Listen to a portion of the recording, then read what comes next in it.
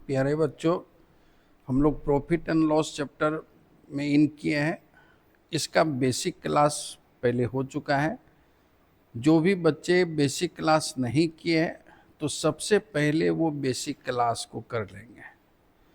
ये सभी बच्चे को इजी चैप्टर लगता है, लेकिन सबसे ज़्यादा कन्फ्यूजन इसी चैप्टर में होता है बच्चे को।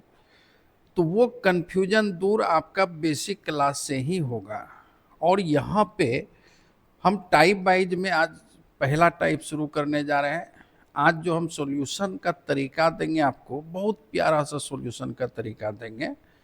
और बच्चे नेतरहाट या नवोदय के भी जो तैयारी कर रहे हैं, वो भी बच्चे को बहुत मजा आएगा इस कॉन्सेप्ट के आधार पर बनाने में, और जो सीनियर है उसको भी अच्छा लगेगा। तो हमारे क्लास में कमजोर हो या तेज, सबके लिए अच्छा बेस।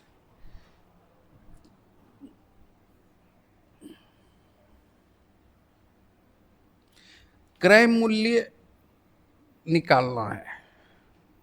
जब आपको विक्रय मूल्य दिया रहेगा, आप जानते हैं प्रॉफिट एंड लॉस में क्या होता है कि आप सामान खरीदते हैं, बेचते हैं, प्रॉफिट होता है, लॉस होता है।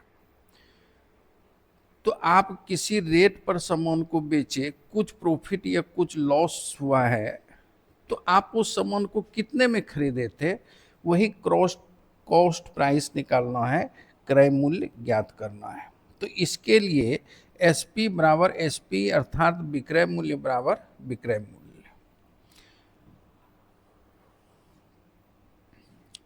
मैथ पढ़ो मस्ती से, नौकरी लो जबरदस्ती से। मस्ती से क्यों कहते हैं? जब क्वेश्चन आप सॉल्व करेंगे तब आपको इसका मतलब समझ में आएगा कि ओरिजिनल मस्ती कैसे मिलता है मैथ बनाने में, वो मेरे क्लास में समझ में आएगा।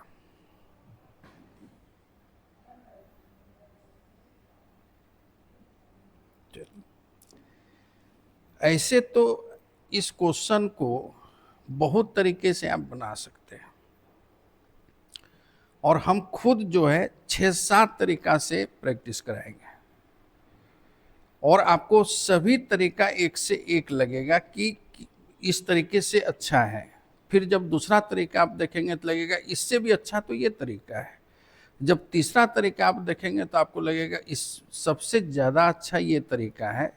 और जब चौथा तरीका आप देखेंगे तो आप यही कहने को मजबूर हो जाएंगे कि ऐसा भी होता है पढ़ाई में, जिसका अच्छाई का कोई अंत ही नहीं है। उसी अच्छाई से अवगत कराना चाह रहे हैं। आज हम बेसिक चीज को एकदम शुरू से लेकर के चलना चाह रहे हैं। जिस तरीके से बेसिक क्लास में आपका कन्फ्यूजन हम दूर किए कि कहाँ कहाँ विद्यार्थी को परेशानी होता है, जब रुपये पैसे में प्रॉफिट लॉस होता है तो उस तरह का क्वेश्चन हम किस प्रकार से बनाएंगे, और जब किसी वस्तु की संख्या या सामान से कोई प्रॉफिट लॉस होता है तो इस टाइप में क्वेश्चन जो पूछा जाएगा वो किस तरह से पूछा जाएगा, और उस क्वेश्चन को कैसे हम सॉल्व करेंगे। तो यहाँ पे 600 रुपयों में किसी वस्तु को बेचने पर 20% का लाभ होता है। तो 20% प्रॉफिट हो रहा है।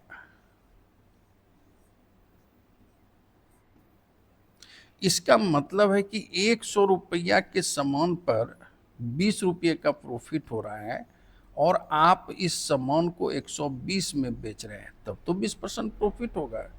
20% प्रॉफिट का मतलब 100 रुपये पर 20 रुपये का प्रॉफिट। सामान आप 100 में खरीदे, 20 रुपया प्रॉफिट लिए और 120 रुपये में बेच दिए। तो खरीदे आप 100 में, प्रॉफिट लिए 20, तो बेचे आप 120 में। तो 100% कॉस्ट प्राइस, हमेशा आप समझेंगे कि 100% कॉस्ट प्राइस। लेकिन 20% प्रॉफिट के साथ आप बेच रहे हैं, तो 20% प्रॉफिट के साथ विक्रय मूल्य जो होगा, एसपी जो होगा, वो 120% अर्थात 120%। जब 10% प्रॉफिट के साथ आप किसी वस्तु को बेचेंगे तो विक्रय मूल्य जो होगा वो 110% का वैल्यू होगा। 25% प्रॉफिट के साथ अगर किसी सामान को बेच रहे हैं तो विक्रय मूल्य 125% होगा। 40% प्रॉफिट के साथ बेचेंगे तो विक्रय मूल्य 140%। 50% प्रॉफिट के साथ बेचेंगे तो विक्रय मूल्य 150%। 100 जोड़ 50 तो 150%। लेकिन 10% हानि पर अगर कोई वस्तु बेच रहे हैं तो 100 में 10 माइनस करेंगे तो विक्रय मूल्य का वैल्यू जो है वो 90% पे मिलेगा। 20% लॉस पर किसी वस्तु को बेच रहे हैं तो विक्रय मूल्य 100 माइनस 20 अर्थात 80% का वैल्यू चाहिए। 25% लॉस पर जब कोई सामान बिक रहा है तो इसका मतलब है कि 75% का वैल्यू आपके पास है। तो देखिए 20% प्रॉफिट के साथ बेचे तो 120% पे बेचे, लेकिन बेच रहे हैं आप 600 में, तो विक्रय मूल्य बराबर विक्रय मूल्य, सेलिंग प्राइस बराबर सेलिंग प्राइस, विक्रय मूल्य बराबर विक्रय मूल्य। तो 120% का वैल्यू 600, तो 1% का वैल्यू यहां से 0 0 कैंसिल 5 हुआ, तो 1% का वैल्यू 5, तो 100% का वैल्यू 500। ये 5% नहीं होगा,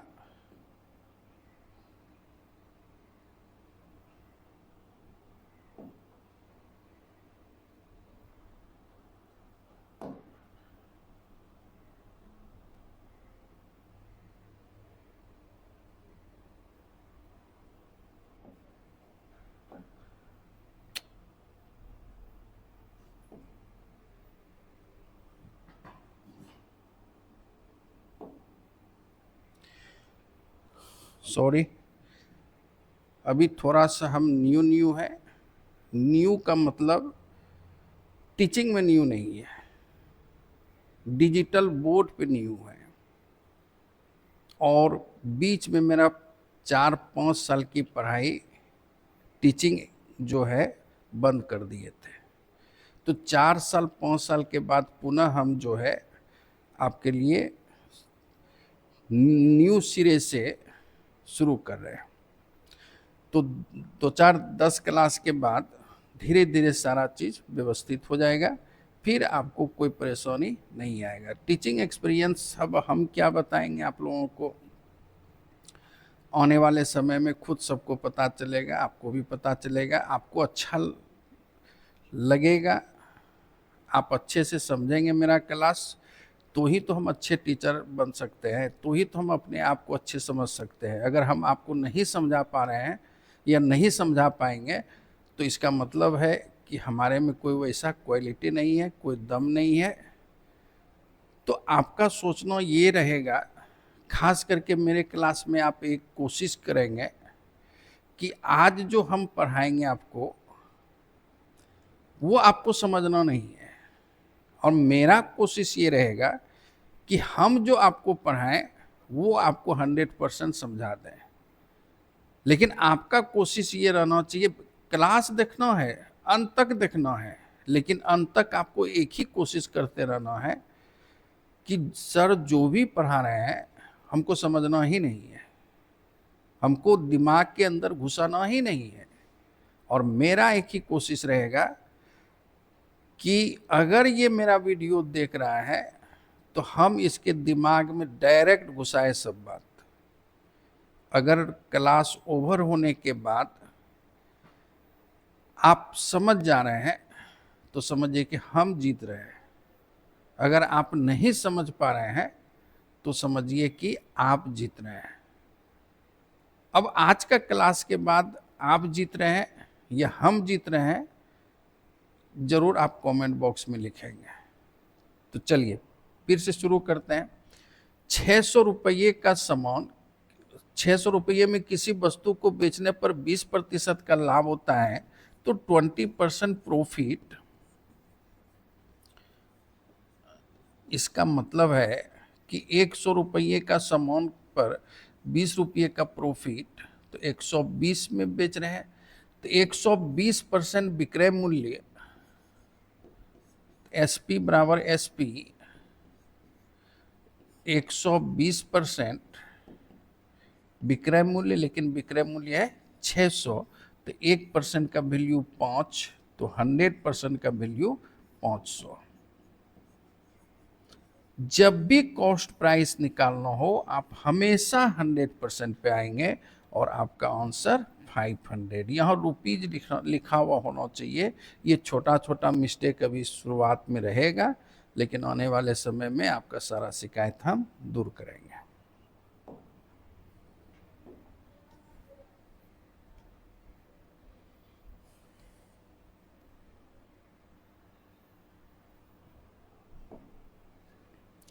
किसी वस्तु को 300 रुपये में बेचने पर 25% की हानि होती है, तो वस्तु का क्रय मूल्य क्या है? देखिए 25% का लॉस,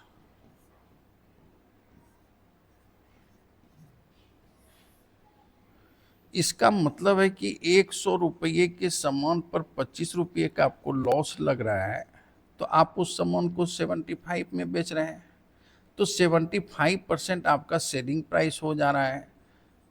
कॉस्ट प्राइस हमेशा 100% पे होता है,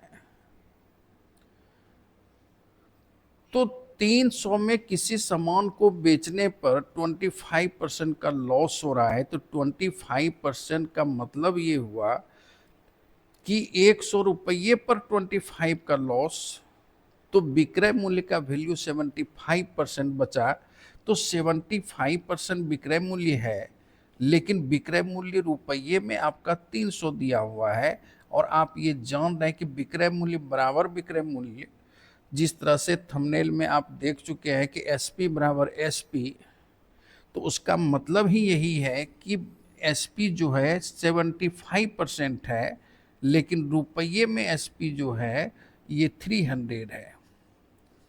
अब इसको कटाएंगे तो 4 होगा, तो 100% का वैल्यू 400 होगा।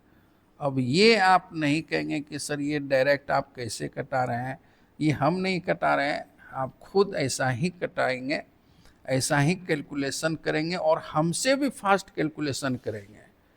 हम आपको इस तरीके से प्रैक्टिस करा रहे हैं कि कुछ क्लास के बाद आप इतने फास्ट होने जा रहे हैं कि आप को यकीन नहीं होगा कि ये हम बना रहे हैं कि आपका कैलकुलेटर बना रहा है। आप ये करने पे मजबूर, और हम बताएंगे क्लास में आपको कि आप अपना साथी को दीजिए और आप खुद प्रैक्टिस कीजिए। अगर आप साथी को कैलकुलेटर दीजिए और आप मेरा कॉन्सेप्ट लेके बैठिए, हाँ दोनों बनाइए सेम क्वेश्चन, पहले आपका बनेगा।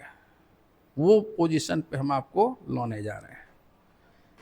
चलिए नेक्स्ट क्वेश्चन।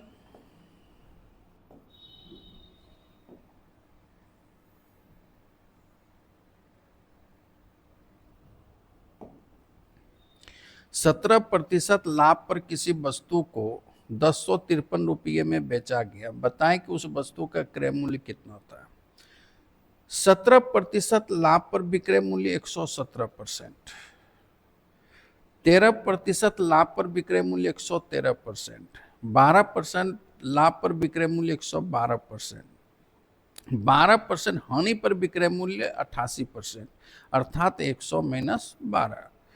10% लॉस पर विक्रय मूल्य 90%, अर्थात 100 माइनस 10।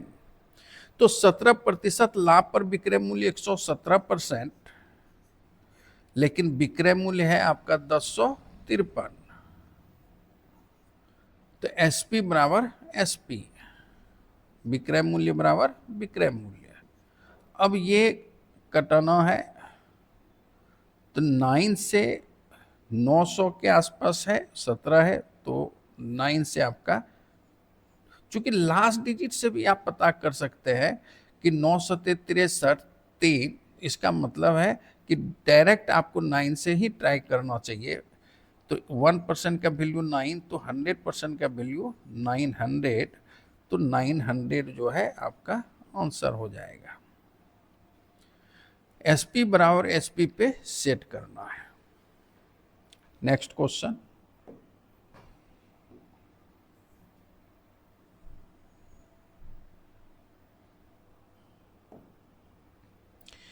किसी वस्तु को होगा, किसी वस्तु को 972 में बेचने पर 19% की हानि होती है, तो उस वस्तु का क्रय मूल्य ज्ञात करें। तो यहां देना चाहिए उस वस्तु का क्रय मूल्य ज्ञात करें। यानी किसी वस्तु को 972 में बेचने पर 19% की हानि होती है, तो 19% हानि पर 19% लॉस है, तो 100 में 19 रुपया का लॉस होगा, तो 81 में आपका बिकेगा, तो 81% विक्रय मूल्य। तो SP बराबर SP, तो 81% का वैल्यू 972। अब इसमें 10 से गुणा करेंगे तो 810 होगा, तो 10 से ऊपर होगा आंसर, इसका मतलब 12 से कटना चाहिए। 1% का वैल्यू 12, तो 100% का वैल्यू 1200, ये 1200। नेक्स्ट क्वेश्चन,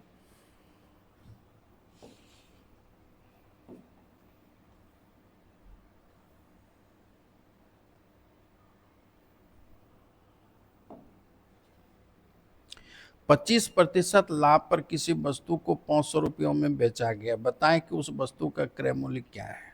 25% लाभ पर, तो 25% लाभ पर विक्रय मूल्य बराबर विक्रय मूल्य।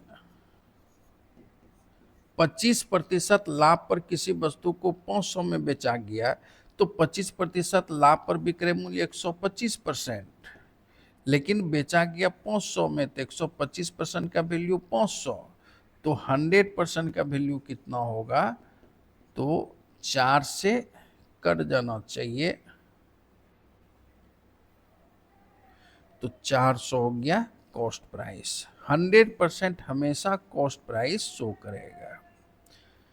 अब देखिए 25% लाभ पर किसी वस्तु को 500 में बेचा गया, तो बताएं कि उस वस्तु का क्रय मूल्य क्या है, तो 100% निकाले।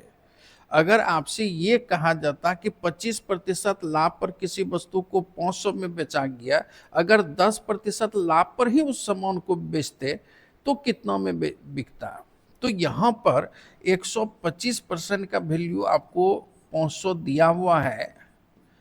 यदि आप उस सामान को 10% प्रॉफिट पर ही बेच रहे हैं, तो इसका मतलब है कि आपको 110% का वैल्यू चाहिए।